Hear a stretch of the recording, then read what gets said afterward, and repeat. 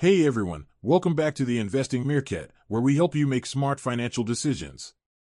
Today we're going to talk about how much salary you need to earn to afford the different BTO flat sizes in Singapore. If you're a Singaporean citizen who is planning to buy a new home from HDB, you might be wondering which BTO flat type suits your budget and lifestyle needs. There are 5 main BTO flat types: 2-room Flexi, 3-, 4-, 5-room, and 3-gen flats. Each of them has different floor areas, prices, and eligibility criteria. But before you get too excited and start browsing through the HDB website for the latest BTO launches, you need to ask yourself, can you afford it? Buying a home is a big financial commitment that requires careful planning and saving. You don't want to end up with a huge mortgage that eats up most of your income and leaves you with little room for other expenses.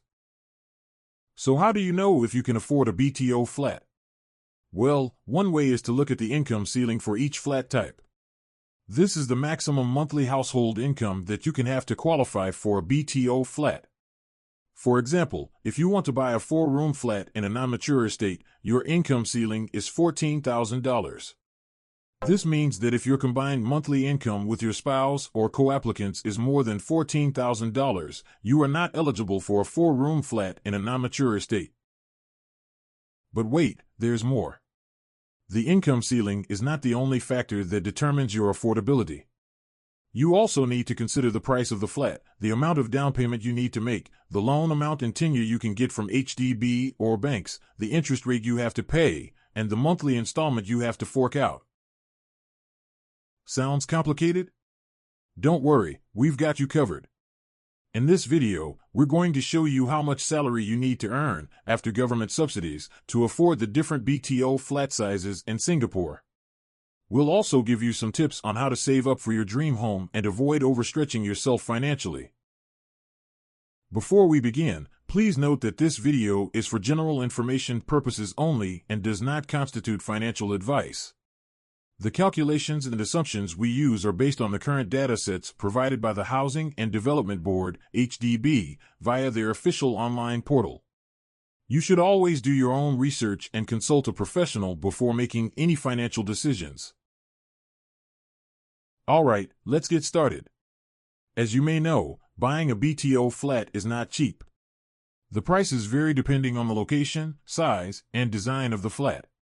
For example, according to the latest HDB sales launch in November 2023, a 2-room Flexi flat in Choa Chu Kang costs between $90,000 and $140,000, while a 5-room flat in Tampines costs between $460,000 and $600,000. That's quite a big difference. But don't worry, the good news is that there are various government subsidies that can help lower the cost of your BTO flat. These include, 1. The Enhanced CPF Housing Grant, EHG, which gives up to $80,000 depending on your income and family type. 2. The Special CPF Housing Grant, SHG, which gives up to $40,000 for 2-room Flexi and 3-room flats in non-mature estates. 3. The Additional CPF Housing Grant, AHG, which gives up to $40,000 for first-timer families with at least one working person. 4. The Proximity Housing Grant, PHG, which gives up to $30,000 for families who buy a resale or new flat near their parents or married child. And 5. The Step-Up CPF Housing Grant, SCHG, which gives up to $15,000 for second-timer families who buy a 2-room Flexi or 3-room flat in a non-mature estate after selling their first subsidized flat. These grants can significantly reduce the amount of cash and CPF you need to pay for your BTO flat. However, they also come with certain conditions and criteria that you need to meet. For example, the EHG is only for first-timer applicants who have an average monthly household income of $9,000 or less. The SHG is only for 2-room Flexi and 3-room flats in non-mature estates. The PHG is only for flats within 4 kilometers of your parents or married child. So how do you know which grants you are eligible for and how much you can get? Well, you can use the HDB flat portal to check your eligibility and estimate your grant amount. You can also use the HDB resale portal to check the distance between your flat and your parents or married child. Once you have an idea of how much grant you can get, you can deduct it from the price of the flat to get the net price. This is the amount that you need to pay using your cash and CPF savings. For example, let's say you want to buy a 4-room flat in Choa that costs $300,000. You are a first-timer applicant with an average monthly household income of $6,000. You are eligible for an EHG of $40,000 and a PHG of $20,000. Your net price is $300,000 to $40,000. $20,000 equals $240,000.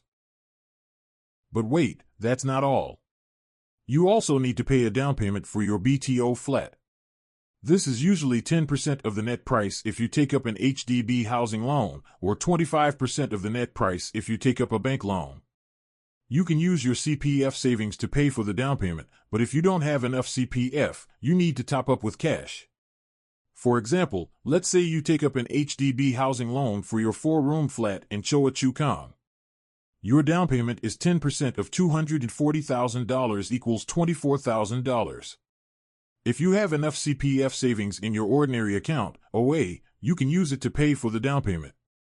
If not, you need to fork out some cash. The remaining 90% of the net price is the loan amount that you need to borrow from HDB or banks. This is where things get tricky. You see, there are limits on how much loan you can get and how long you can repay it. These depend on factors such as your age, income, credit score, and loan type.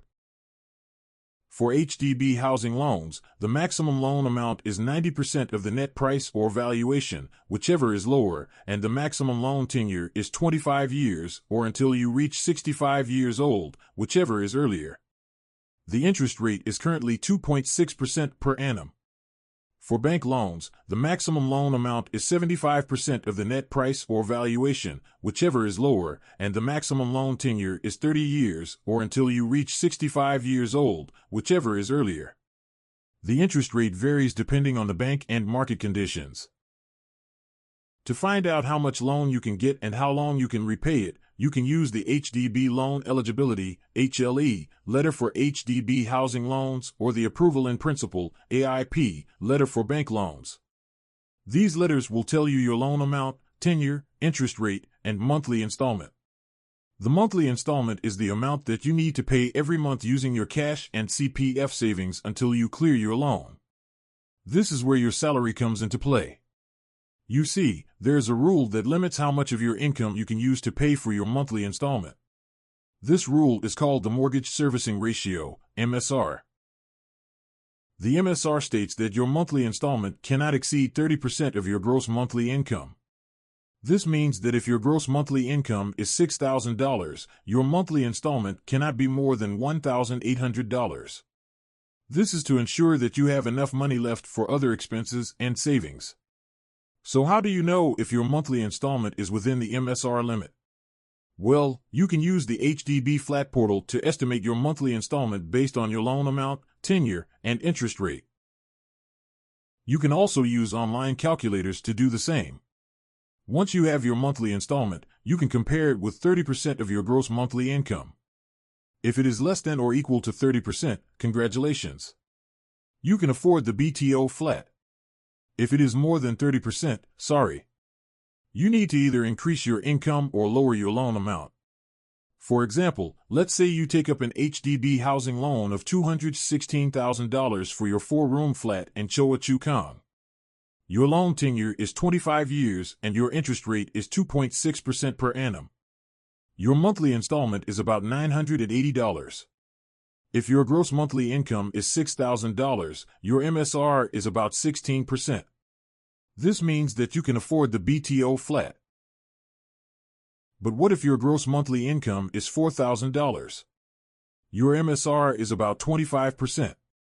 This means that you are still within the limit, but you have less money left for other expenses and savings. You might want to consider saving up more for a bigger down payment or choosing a cheaper flat. And what if your gross monthly income is $3,000? Your MSR is about 33%. This means that you exceed the limit and you cannot afford the BTO flat. You need to either increase your income or lower your loan amount. So how do you increase your income or lower your loan amount? Well, there are a few ways you can do that. Here are some tips. 1. Increase your income by getting a raise, a promotion, a side hustle, or a better paying job. 2. Lower your loan amount by saving up more for a bigger down payment, choosing a cheaper flat, applying for more grants, or extending your loan tenure, if possible. 3. Consider other housing options such as resale flats, executive condominiums, ECs, or private properties, if you can afford them. 4. Plan ahead and start saving early for your BTO flat. 5. Do your research and compare different BTO launches and locations. 6. Seek professional advice from financial planners or mortgage brokers. Buying a BTO flat is a big decision that requires careful planning and budgeting. You don't want to bite off more than you can chew and end up in financial trouble. By knowing how much salary you need to earn to afford the different BTO flat sizes in Singapore, you can make a smart choice that suits your needs and goals. We hope this video has been helpful and informative. If you enjoyed it, please give it a thumbs up and subscribe to our channel for more videos on personal finance and investing. Also, don't forget to hit the bell icon so you won't miss any of our future uploads. If you have any questions or suggestions for future topics, feel free to drop a comment below. We love hearing from our audience. Thank you so much for joining us today, and we'll see you in the next episode. Until then, keep investing wisely and growing your wealth. This is the Investing Iguana, signing off.